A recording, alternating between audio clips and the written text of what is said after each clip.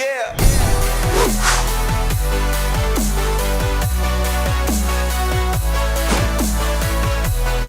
Welcome back to the Gridiron Expert. West Virginia took a major step forward in year 2 under Neal Brown by going 6-4 and winning the Liberty Bowl over Army. And now the Mountaineers are poised to take another step forward in 2021, where they find themselves as a dark horse contender in the Big 12.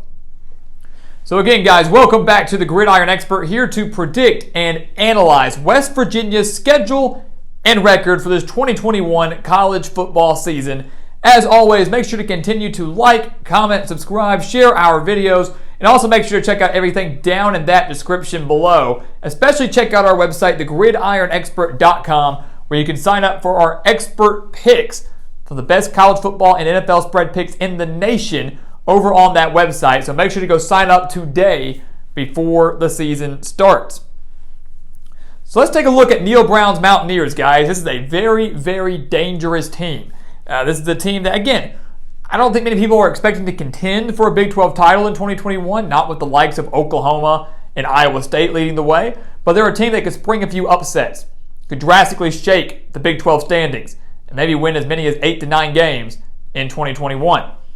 We'll take a look at their offense. This is without a doubt, just year 3 for Neal Brown, but without a doubt the best offense that he's had over in Morgantown. 8 starters are back, and it starts with their quarterback in Jarret Doege.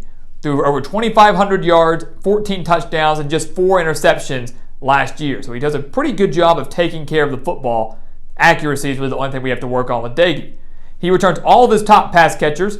Winston Wright Jr. had 553 yards. Sam James is back. Plenty of talent in the wide receiver and pass catching core. And then, of course, they're led mostly by their running back in Letty Brown, who's a guy that I think is going to be one of the best running backs in the Big 12, but is certainly not getting enough attention.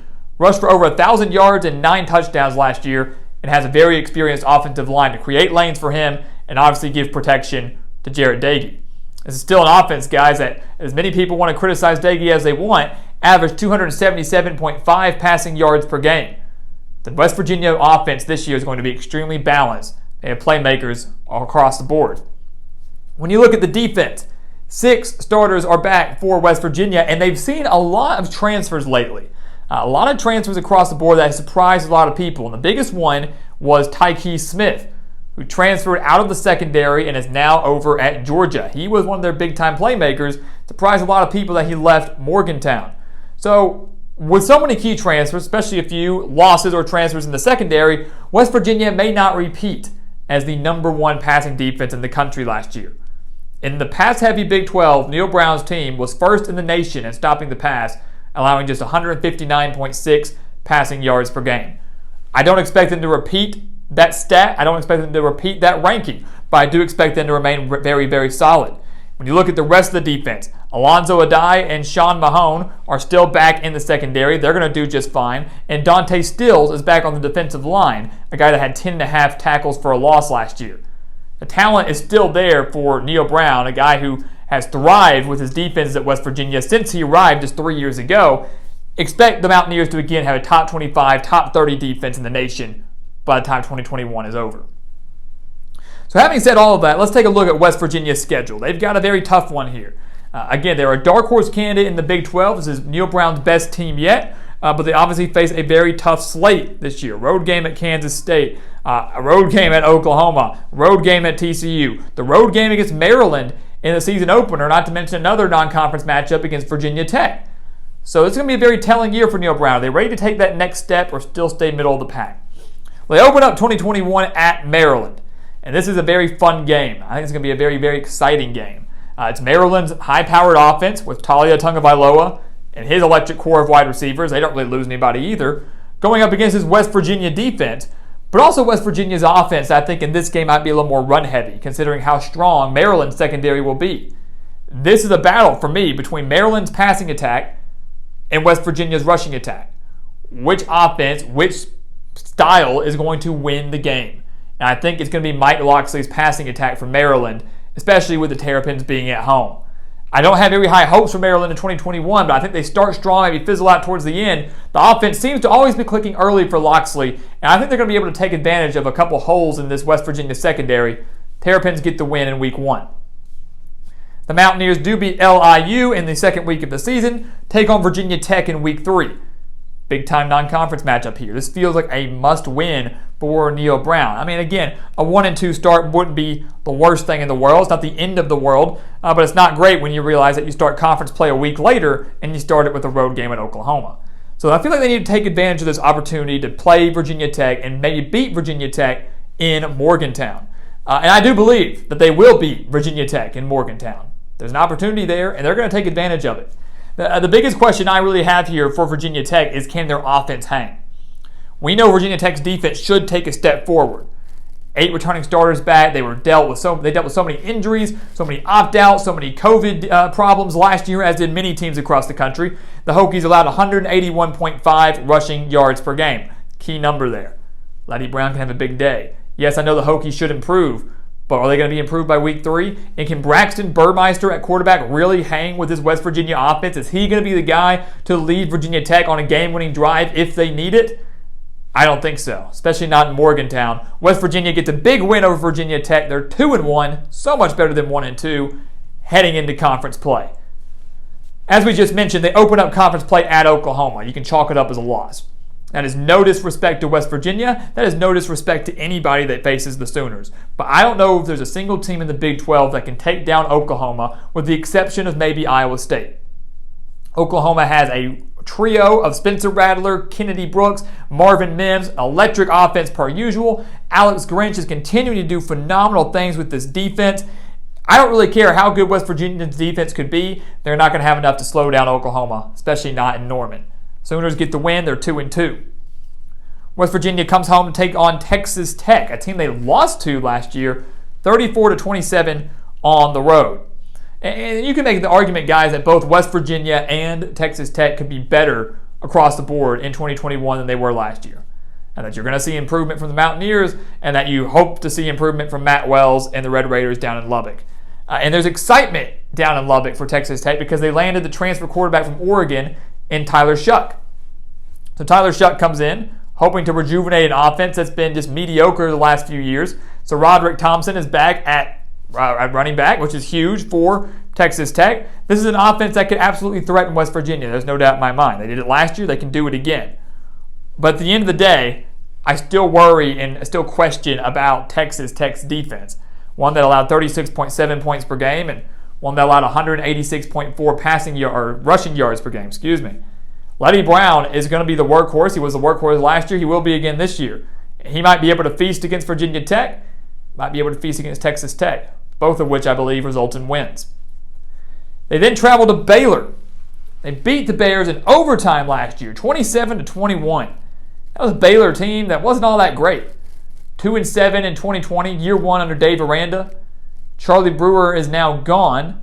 Had to find themselves a new quarterback, either Jerry Bohannon or Jacob Zeno. We believe it's going to be Bohannon at least to start. But the one thing that Baylor has going for them, actually two things, is one, their entire pass-catching core comes back. So whoever's at quarterback is going to have plenty of options, plenty of weapons. And the defense returns 9. The defense returns 9, one that was actually 30th in the nation against the pass. Baylor, despite the 2-7 record, had a top 30 defense when it came to stopping the pass. The game is now in Waco. I think Baylor does just enough to shut down Jarrett Dagey, which means if you can make West Virginia one-dimensional, with as balanced as they are, make them one-dimensional, Baylor can maybe focus their entire defense on stopping Letty Brown. I think they do just that. By October 9th, I believe Baylor has worked out some of the kinks offensively. I believe whoever's under center has gained a little bit more confidence, and you see a drastic improvement on that side of the ball. The defense was relatively strong last year. They will be again this year with so much experience coming back at home. Gives Baylor the win. They nearly won last year in Morgantown. I like their odds now. They have the game in Waco. So West Virginia started 2-1. They're 3-3 going into their bye week. The only losses, of course, coming on the road at Maryland, at Oklahoma, at Baylor. And I think Baylor and Maryland are certainly winnable games. We're just going to give the benefit of the doubt to the home team, or at least we believe those home teams will get the job done. They get their bye week going into a very difficult stretch for them. The next 3 games are going to be very telling. They're 3-3, and they come out of the bye and play TCU on the road, Iowa State at home, and Oklahoma State at home. Each of those 3 teams could very well be in the top half of the Big 12 standings by the time the season's over. When you come out of the bye week to take on TCU, a team they actually beat, West Virginia did, beat the Horned Frogs 24-6 in 2020. But a lot can change in a year. While I believe West Virginia improves, I believe TCU improves drastically.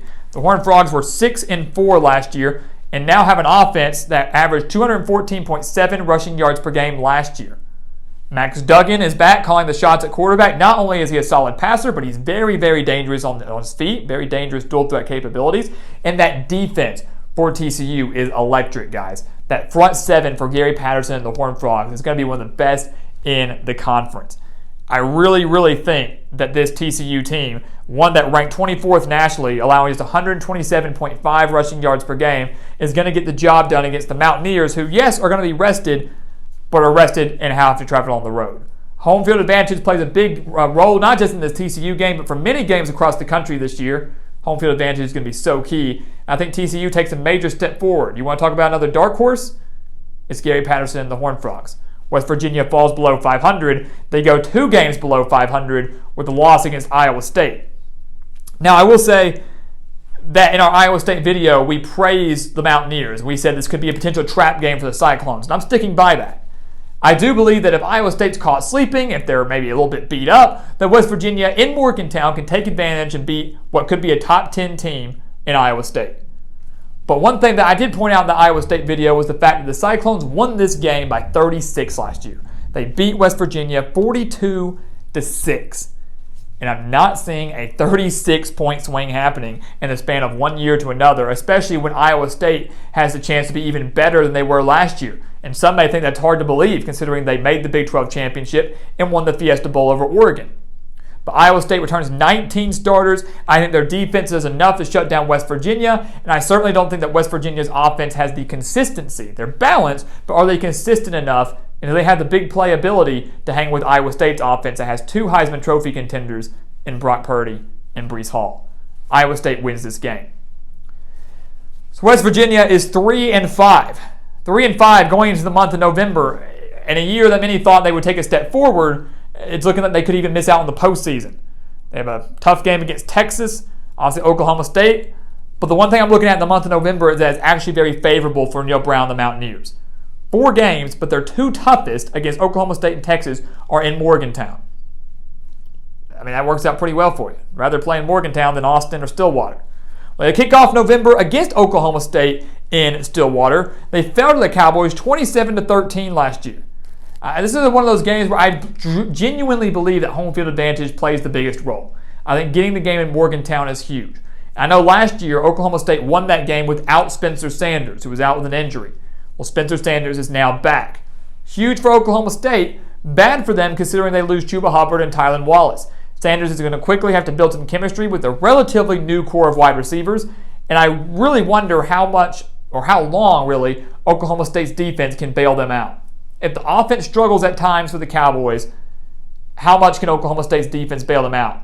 Because if their defense gets tired, other offenses are going to feast on them. I think West Virginia has an opportunity to do that here. 14-point loss last year in Stillwater was respectable. Now late in the year, they're starting to find their groove despite the poor record at home. Give me Neil Brown and the Mountaineers. They then take on Kansas State. Neil Brown has done extremely well against Kansas State during his time in Morgantown. They beat the Wildcats 37-10 last year when Kansas State was the 16th ranked team in the country. They can beat Kansas State by 27 points last year. They can win it again this year, even if the game's in Manhattan. I think Kansas State's defense is their biggest liability. Skylar Thompson coming back is huge, 6-year starter at quarterback. Deuce Vaughn coming in returning at running back is huge for Kansas State. Their defense was their problem last year when they went 4-6. I think it has a chance to be again this year. I think West Virginia owns the offensive edge. I think West Virginia owns the defensive edge. The one area they don't is home field advantage. They can overcome that. They beat Kansas State. The toughest game in that 4-game stretch is the game against Texas, a team they only lost to 17-13 last year. And Texas, we don't really know what to expect either. Brand new head coach is Steve Sarkisian. Sam Ehlinger is now gone, so they're finally going to have someone new under center, more than likely going to be Casey Thompson. And we know that they're going to have one of the best running backs in the nation in Bijan Robinson. We're not really worried about the offense for Texas, especially with Sarkisian being an offensive mind. It's Pete Kwiatkowski's defense that's going to make or break Texas' season, whether they 7-8 wins, or maybe they're in the Big 12 title hunt by season's end. That's going to be the make or break difference maker for the Longhorns this year. It's their defense. Well, the fact that West Virginia only lost by 4 at Texas last year gives me hope that they can beat Texas in Morgantown this year. I'm not saying last year's Texas team was better than this year's, but I am saying the Longhorns still went 7-3, which isn't half bad. And I think West Virginia's defense flexes their muscles a little bit. Senior night, too, we should add. Final home game of the year for the Mountaineers. I don't think they lose this game to the Longhorns, who I think disappoint for many, by their standards at least, disappoint for many in 2021. West Virginia defeats Texas and then defeats Kansas on the road as well. I don't think we have to worry much about that. They defeated the Jayhawks 38-17, only 21 points. I'd be surprised if it's that close now in 2021. Kansas is just in a bit of a disarray. New head coach in Lance Leipold, no talent on either side of the ball. It's another long, long rebuilding process in Lawrence, and West Virginia will feast on that. They will finish the season at 7-5.